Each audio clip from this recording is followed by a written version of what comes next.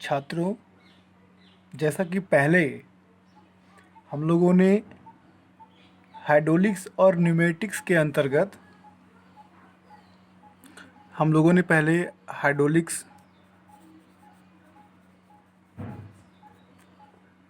And इसके तहत हम लोगों ने ये समझा था कि पास्कल लॉ क्या होता है। हम लोगों ने पास्कल लॉ को समझा।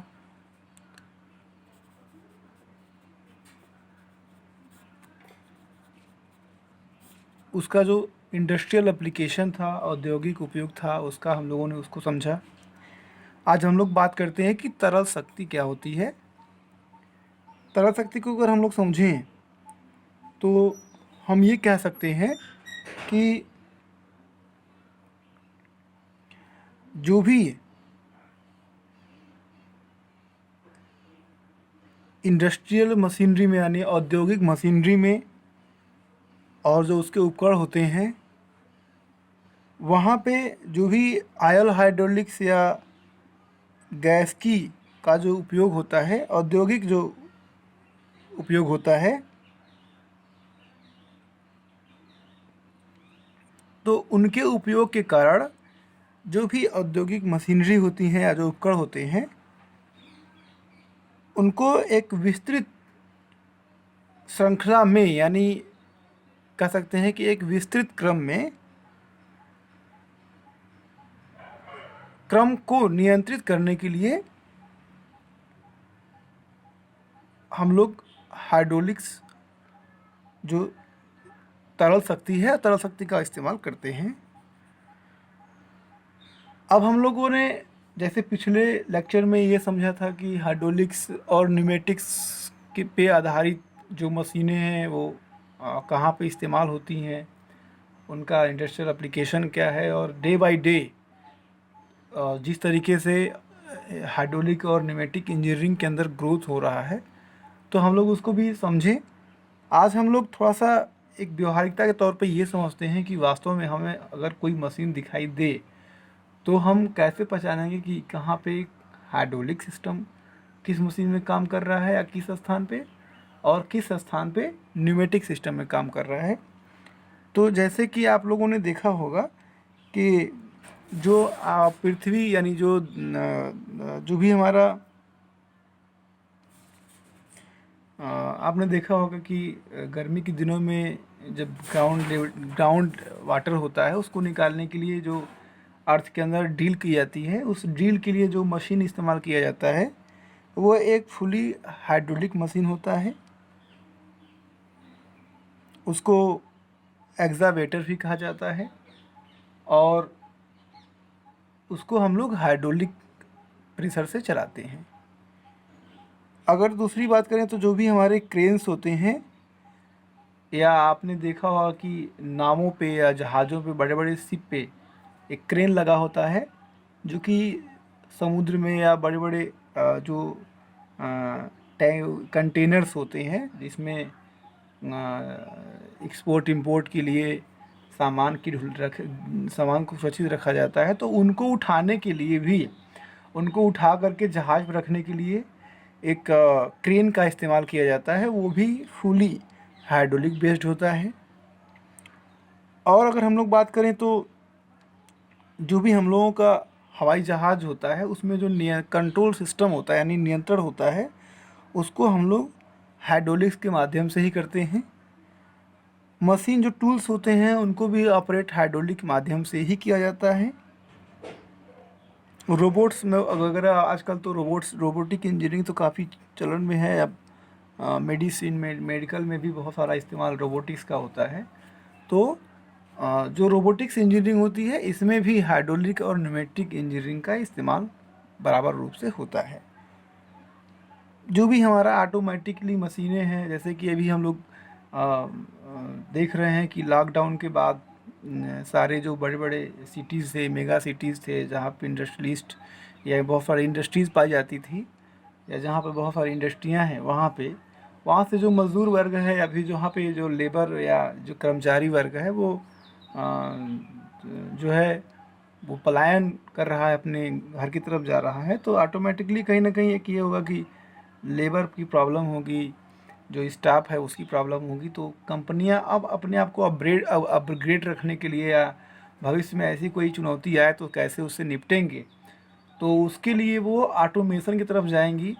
और जब ऑटोमेशन शुरू हो जाएगा, यानी ऑटोमेटिक तरीके से काम शुरू हो जाएगा, तो जो लेबर या जो स्टाफ की रिक्वायरमेंट ज़्यादा हुआ करती थी वो कम हो जाएगी, और कहीं ना कहीं एक अनएम्प्लॉयमेंट क्रिएट होगा। वैसे भी अनएम्प्लॉयमेंट क्रिएट हो चुका है, बहुत बड़ी मंदी हो चुकी है देश के अंदर, पूरे विश्व के अंदर।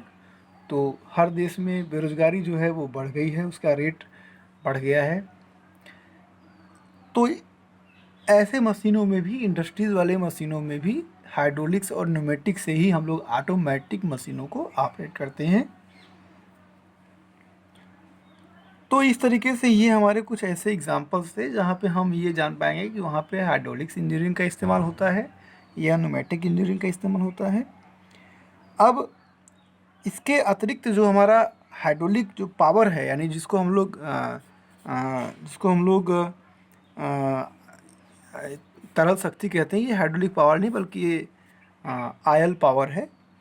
तो इसका प्लास्टिक जो हमारा प्रसंस्करण यानी प्रोसेसिंग जो यूनिट्स लगे होते हैं, उनकी जो मशीनरी होती है उसमें इस्तेमाल होता है। और जो भी हमारे स्टील बनाने वाले या जो प्राइमरी मेटल यानी प्राथमिक धातु जो निष्कर्षण होते हैं उसमें इसका उपयोग होता है। ऑटोमेटिक जो प्रोडक्शन लाइंस होती हैं इंडस्ट्रीज़ में, आप विजिट कभी करेंगे या गए होंगे तो देखा होगा कि वहाँ वन बाई वन करके एक प्रोसेस होता रहता है, जिसमें ऑटोमेटिक मशीनें, खास तौर से ऑटोमोबाइल सेक्टर में, ये तो ऑटोमोबाइल सेक्टर में, इलेक्ट्रॉनिक्स में, असेंबली वगैरह जहाँ पे होता है या जहाँ पे प्रोडक्शन हो रहा है वहाँ पे इसकी अधिकता देखी जाती है। तो वहाँ पे भी बहुत अधिक मात्रा में हाइड्रोलिक्स इंजीनियरिंग का इस्तेमाल होता है।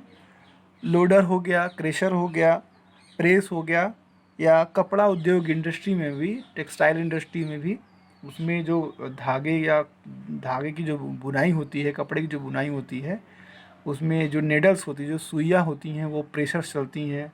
न्यूमेटिक प्रेशर भी होता है, हाइड्रोलिक प्रेशर भी होता है। तो इस तरीके से हमारा ये एक बहुत ब्रॉड सेक्टर यानी बहुत बड़ा सेक्टर था। हाइड्रोलिक्स और न्यूमेटिक इंजीनियरिंग के जो एप्लीकेशंस हैं ये काफ़ी बढ़ रहे हैं, और डे बाय डे रिसर्च और शोध हो रहा है। अब हम इसको बात करें तो जो हमारा न्यूमेटिक्स है, तो न्यूमेटिक में हम लोग थोड़ा बहुत हम लोगों ने चर्चा किया है, लेकिन अब आज हम लोग उसको और अच्छे से समझने का प्रयास करेंगे। जो हमारा जो मेन हम लोगों को एक बात ये भी समझना चाहिए कि जो न्यूमेटिक में जो हवा इस्तेमाल की जाती है उसको पहले ड्राई किया जाता है, और ड्राई करने के बाद फिर उसके प्रेशर को इंक्रीज़ करके कंप्रेसर के माध्यम से मशीन तक भेजा जाता है। तो इसके लिए अगर हम लोग कहें तो आम संपीड़ित जो हवा होती है उसकी जो अक्रिय गैसें होती हैं उसके माध्यम से मशीनों को चलाया जाता है। न्यूमेटिक का भी इस्तेमाल बहुत अधिक होता है। अगर आपके कभी दांत में प्रॉब्लम हुआ होगा तो आप देखे होंगे, डेंटल में भी, दंत चिकित्सा में भी इसका बहुत सारा इस्तेमाल होता है। निर्माण में होता है, खनन में होता है, और अन्य क्षेत्रों में भी न्यूमेटिक का इस्तेमाल होता है। अब एक बार हम लोग फिर से प्रयास करेंगे कि हाइड्रोलिक को और अच्छे से समझा जाए, क्योंकि ये एक ऐसा उभरता हुआ सेक्टर है जहाँ पे जितनी अधिक जानकारी होगी वो बेहतर होगी। तो हाइड्रोलिक इंजीनियरिंग की अगर हम लोग बात करें तो जो हमारा हाइड्रोलिक है वो दो शब्दों से बना हुआ है, या उसको कहें तो जो पहला शब्द है जिसको हम लोग हाइड्रो बोलते हैं, इसका मतलब होता है पानी, और ये दो जो हमारा हाइड्रोलिक्स होता है ये दो ग्रीक शब्दों से बना हुआ है। तो हाइड्रो की अगर बात करें तो दिस इज कॉल्ड पानी होता है, और दूसरा होता है जिसको हम लोग लिक्स कहते हैं, वहाँ पे उसकी संज्ञा पाइप से संबंधित थी।